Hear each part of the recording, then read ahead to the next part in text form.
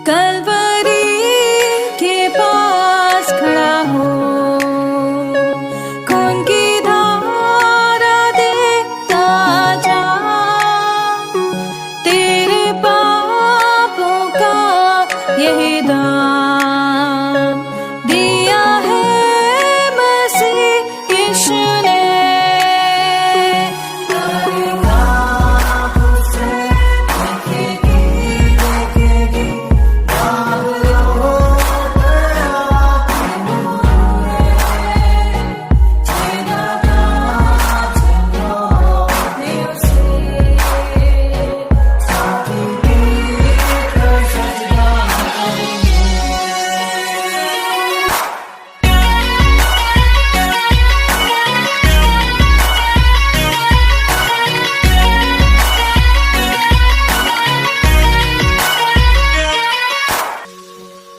ये हुआ सब तेरे लिए, तूने भी उसे छेड़ा था,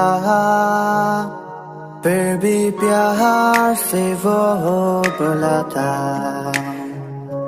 जाता क्यों नहीं तू उसके पास, फिर भी प्यार से वो बोला था,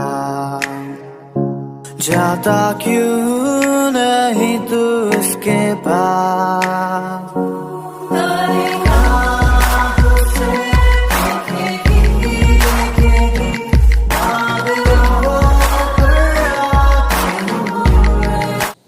हम प्रभु परमेश्वर को धन्यवाद देते हैं आज की सुंदर सुबह के लिए, कि परमेश्वर ने आज की सुंदर सुबह मुझे और आपको दी है कि हम परमेश्वर के पवित्र चरणों में आकर परमेश्वर की महिमा करें।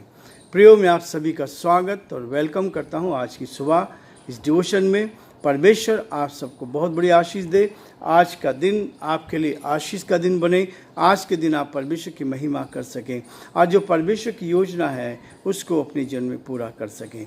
प्रियो, परमेश्वर एक एक दिन मुझे और आपको दे रहा है ताकि हम आगे बढ़कर प्रभु की महिमा, इस नया सप्ताह उसने दिया है और इस सप्ताह के पहले दिन हम प्रभु के चरणों में आए हैं ताकि पूरे सप्ताह भर हम परमेश्वर की महिमा को कर सकें और जो परमेश्वर की योजना है, जो उसकी इच्छा है, उसको हम अपने जीवन में पूरा कर सकें। प्रियो, आज का जो विषय है, जिस विषय को लेकर हम चल रहे हैं, उस विषय में परमेश्वर चाहता है कि हम एक मन एक चित्त होकर आगे बढ़ें। प्यारो, हिम्मत बांधो, आगे बढ़ो, क्रूस का लो निशान, जीतेंगे हम, यारो हारेगा शैतान। हिम्मत बांधना है, आगे बढ़ना है, ये विषय आज मेरे आपके लिए है। और इब्रानियों उसका 10 अध्याय उसके 35 पद में लिखा है, अपना हियाव न छोड़ो क्योंकि उसका प्रतिफल बड़ा है। अपना हियाव न छोड़ो, उसका प्रतिफल बहुत बड़ा है। इसलिए परमेश्वर मुझे और आपको इस बात के लिए प्रेरित करना चाहता है कि हम हिम्मत बांधें, आगे बढ़ें और परमेश्वर के उस बड़े कार्य को अपने जीवन में लें, क्योंकि हिम्मत हमें रखनी है। हम आगे बढ़ेंगे तभी जब आप परमेश्वर की ओर से सामर्थ्य लेकर हिम्मत बांधेंगे और परमेश्वर आपको बड़ी बड़ी बरकत और आशीष देगा। जैसे कि आपको मालूम है कि हम पहले थिस्सलुनीको उसके 5 अध्याय का अध्ययन कर रहे हैं। आज मैं आपके सामने 12 पद से आगे पढ़ना चाहूँगा ताकि इस वचन के द्वारा भी हम सब आशीष को प्राप्त करें और ये वचन मेरे लिए, आपके लिए बहुत बड़ी आशीष का कारण बन सके। लिखा है, हे भाइयों, हम तुमसे विनती करते हैं कि जो तुम में परिश्रम करते हैं और प्रभु में तुम्हारे अगुवे हैं और तुम्हें शिक्षा देते हैं, उनका सम्मान करो और उनके काम के कारण प्रेम के साथ उनको बहुत ही आदर के योग्य समझो। आपस में मेल मिलाप से रहो। हे भाइयों, हम तुम्हें समझाते हैं कि जो ठीक चाल नहीं चलते उनको समझाओ और कायरों को ढांढस दो, निर्बलों को संभालो, सबकी ओर सहनशीलता दिखाओ। परमेश्वर अपने इस वचन के पढ़े और सुने जाने पर आशीष दे, बरकत दे। प्रियो, परमेश्वर का वचन कहता है कि हमें जीवन में आगे बढ़ना है, जीवन में उन्नति करनी है और न केवल उन्नति करनी है परंतु जब समस्या आती है, परेशानी आती, कठिनाई आती है तो हमें उसके साथ रहकर परमेश्वर की महिमा करनी है।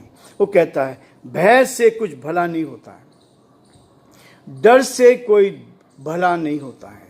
और जब आप इस वचन को लेकर चलेंगे कि भय से कुछ भी भला नहीं होगा। जब पतरस डर गया था, आप जानते हैं प्रभु यीशु मसीह के चेले को, जब पतरस डर गया था तब उसने अपने स्वामी का इनकार किया। जब डर जाते हैं तो अपने स्वामी का इनकार किया, प्रभु यीशु मसीह का इनकार किया, जिसके साथ 3.5 वर्ष तक उसने सेवा की, उस साथ रहा, सीखा, सब कुछ है। लेकिन जब वो डर गया और डरने के बाद उसने अपने स्वामी का इनकार किया और श्राप भी दिया। कई बार ऐसा होता है और इस बात को हम देखते हैं कि मरकुस का 14 अध्याय और उसके 66 से लेकर 72 में परमेश्वर चाहता है कि हम उसके बाद की परिस्थितियों में उसके भय से उसने पाखंडी बनाया था, अपने आप को पाखंडी बना लिया। ये चीज़ होती है जब आप भय के साथ चलते हैं। भय से पाखंड उत्पन्न होता है और इस बात को भी परमेश्वर का दास हमें इस बात के लिए कहता है कि हम परमेश्वर के साथ आगे चलें और उसकी महिमा करें। भय से पाखंड तो उत्पन्न होता ही है, लेकिन उसके बाद परिस्थितियों में उसके भय ने उसे पाखंडी बना दिया था, डर ने उसको पाखंडी बना दिया था। और परमेश्वर चाहता है कि डर को दूर करें। जब आप इस बात को देखते हैं, भय के कारण आदम ने स्वयं को परमेश्वर की उपस्थिति से छुपाया। जब डर आ गया, जब उसने पाप किया, आदम ने परमेश्वर की उपस्थिति से उसने छुपाया। और इसी बात को वो फिर से कहता है, जब भय आता है तो हम बहुत बार पीछे हट जाते हैं। डरपोक को स्वर्ग से बाहर रखा जाएगा। जो डरपोक हैं, जो डरते हैं, उनको स्वर्ग से अलग किया जाएगा। स्वर्ग में उनका स्थान नहीं है। इसलिए प्रियो, पहला थिस्सलुनीक उसका 5 अध्याय में 12 पद में कहता है, हे भाइयों, हम तुमसे विनती करते हैं जो तुम में परिश्रम करते हैं और प्रभु में तुम्हारे अगुए हैं और तुम्हें शिक्षा देते हैं, उनका सम्मान करो। भय से कुछ नहीं होता है, भय से पाखंड होता है, भय से कई परिस्थिति बदल जाती है। लेकिन परमेश्वर चाहता है कि हम उन लोगों का जो हमारी शिक्षा देते हैं, हमें आगे बढ़ाते हैं, उनका सम्मान करो, आदर करो, प्रेम के साथ एक दूसरे के साथ हम आगे आएं। इसलिए कहता है, और तुम्हें शिक्षा देते हैं उनका सम्मान करो। जो तुम्हें शिक्षा देते हैं, परमेश्वर के वचन की शिक्षा बांटते हैं, उनका सम्मान करो। आजकल दुनिया में सच्चे लोग नहीं हैं। आज दुनिया में सबसे बुरे लोग पाए जाते हैं। बहुत सारे लोग हैं जो हमें गिराने की कोशिश करते हैं। बहुत सारे लोग हैं जो झूठ पे अपना जीवन निर्वाह करते हैं। लेकिन परमेश्वर का वचन कहता है हम उनका आदर करें जो हमें सिखाते हैं, जो सच्ची बात बताते हैं। और उसके बाद कहता है, और उनके काम के कारण प्रेम के साथ उनको बहुत ही आदर के योग्य समझो। देखकर, काम पर देखकर, उनके काम और व्यवहार को देखकर इस बात को उनको बहुत ही प्रेम के साथ, आदर के साथ समझो। और न केवल आदर के साथ समझो, आपस में मेल मिलाप रखो, आपस में मेल मिलाप रखो। जीवन में प्रभु चाहता है कि मेल मिलाप का जीवन जिए, परमेश्वर के साथ आगे बढ़ें, परमेश्वर की महिमा करें और जो परमेश्वर की योजना है उसको पूरा करें। इसलिए कहता है, हे भाइयों, हम तुम्हें समझाते हैं, जो ठीक चाल नहीं चलते उनको समझाओ, कायरों को ढाढ़स दो, निर्बलों को संभालो और स्वयं को भी सहनशील रखो। परमेश्वर कहता है निर्बल व्यक्ति है तो उनको संभालना है, ढाढ़स है देता है, एक दूसरे को ढाढ़स दे, जो कायर है उनको ढाढ़स दो और जो निर्बल है उनको संभालो। यह है परमेश्वर का सही मार्गदर्शन। प्रभु का सही वचन है कि जो कमजोरी में है उनको उठाएं, जो कमी में है उनका साथ दें, एक दूसरे को परमेश्वर में आगे बढ़ाने के लिए किसी से बुराई के बदले बुराई ना करो। सावधान, परमेश्वर हमें सावधान करता है। आपने देखा होगा पहले जब लाइट के खंभे लगे थे, आज भी होता है कि वहाँ लिखा होता है सावधान। सावधान का मतलब है यदि सावधानी हटी और दुर्घटना घटी।